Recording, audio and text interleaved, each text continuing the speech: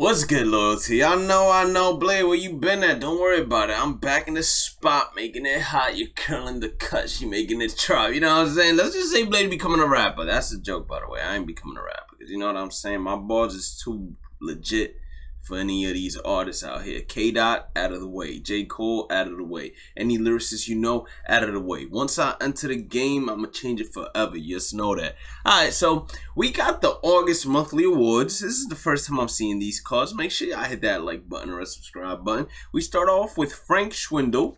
Frank Schwindel is going to be a first baseman that has good contact versus right, amazing contact versus left, 81 power versus right, that's the 80 power threshold, 115 power versus left, he's a platoon hitter, let's call it how we see it, and the division at a 77 is cool, fielding at an 82 is cool, he's only a first baseman, no secondary positions, so he's a gold defensive first baseman with 78 reaction, meaning silver reaction. Once he gets to parallel 2, it's going to be gold as well. He's an okay card, especially as the first card for the monthly awards. Then looking at number 2, we have Ty France, that has decent contact versus right by now, and I'm talking about every single card in the game.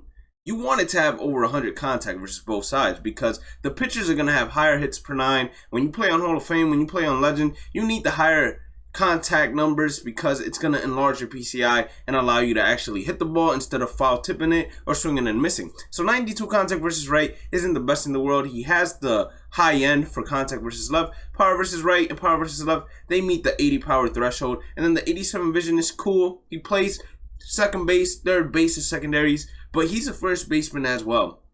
So that's silver fielding. You play him at a secondary position. I believe he remains silver and his reaction remains gold. So he is capable of playing his secondary positions, but we have so many second basemen and third basemen to use, especially shortstops at the secondary positions, that card doesn't even look too enticing, if we're being completely honest. And then we have Andrew Kittredge. He has a sinker, slider, fastball, and changeup. He's not going to have outlier on any of his pitches, so that's going to instantly hurt him, of course. And then 101 hit per 9 is not bad. 104 K per 9 is not bad. And then he has amazing control, so that's a really good sign. If you're someone that just dots people up and don't overpower, this is going to be a great card for you to use. But once again, it's another L. We've gotten 3 straight L's in a row. No card has really just stood out to me, has probably stood out to any of y'all as a card that you would go ahead and replace a player with. And then we have Tyler Naquin, that is an amazing hitter against right-handers when we're talking about contact and power, and versus left-handers he's gonna go ahead and leave you disappointed, so he's going to be another platoon hitter. Now the good thing about him is he plays center field at parallel 4. He is going to have diamond fielding. He starts off with diamond reaction at center field, but the 49 speed that he has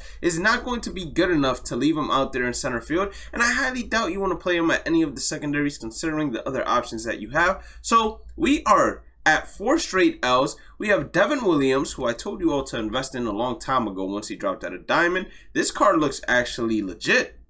Has a good hit per 9, a good K per 9, changeup, cutter, screwball. Those are 3 good off-speed pitches. Only problem I see with them is the changeup and the screwball have the same movement, which is vertical off speed, so that's going to hurt him tremendously. And then he has 2 fastballs and a cutter. The good thing about it is the cutter comes a little bit slower, so it acts as a slider, but at the same time, none of his pitches have outlier. So if you don't have outlier, I hate to break it to you, but you should know this by now. If you play this game on a competitive level, or if you play this game in general a lot, you know that the pitchers that go ahead and make a difference are those that have outlier. If you don't have outlier, eventually they're gonna get smoked. That's just me being completely honest. It looks like they have a lot more monthly awards card this program than any of the previous ones.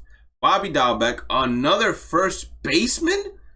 Like, I'm looking at myself in the Streamlabs because I'm like, God damn, how many first basemen are you gonna give us?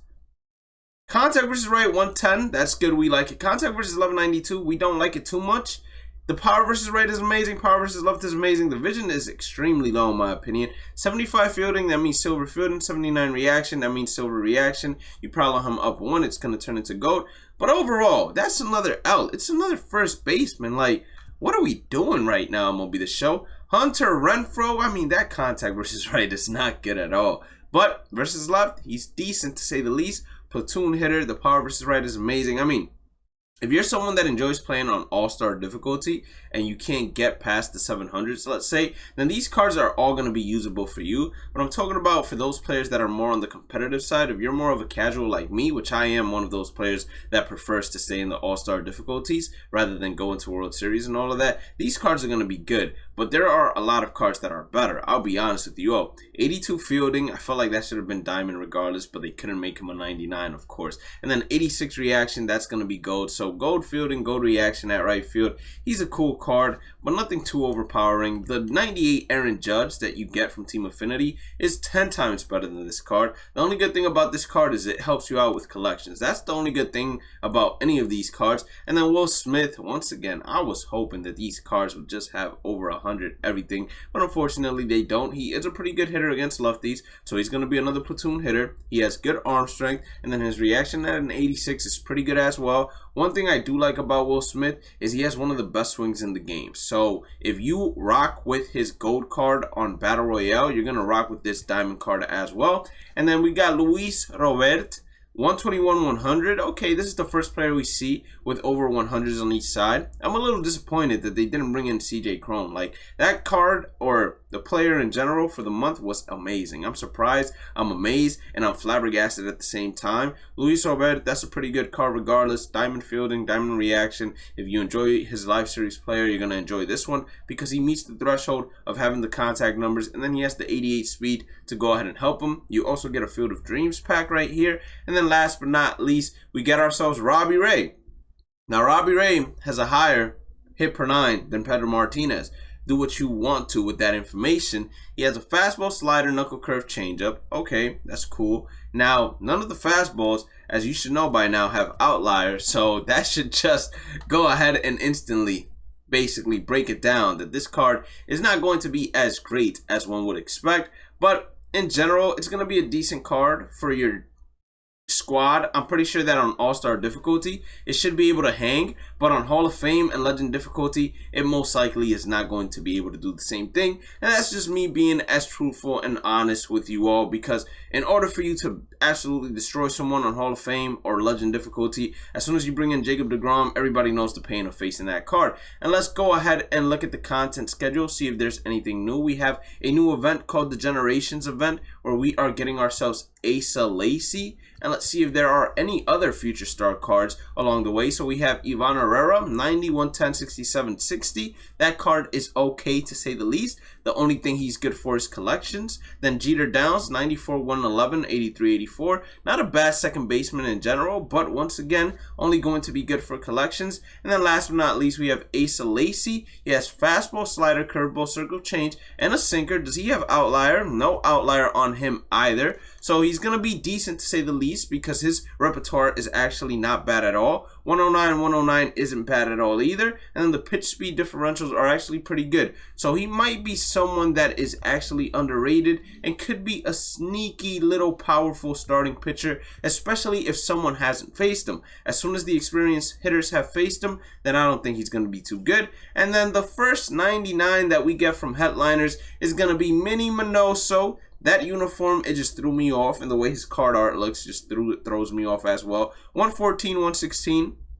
You guys already know that meets the threshold. 121 vision is amazing. The power meets the threshold. 88 fielding for left field is good enough. Parallel him up to parallel 2. It becomes diamond. The only thing that brings him down is the fact he has 77 reaction. So you would have to parallel him up to parallel 3 for it to be gold. The 87 speed is also pretty good for left field. If you like his swing, you're going to go ahead and enjoy using the card. And then last but not least, when we're talking about content schedule, let's see the next big things coming up. So there's a new Conquest map today.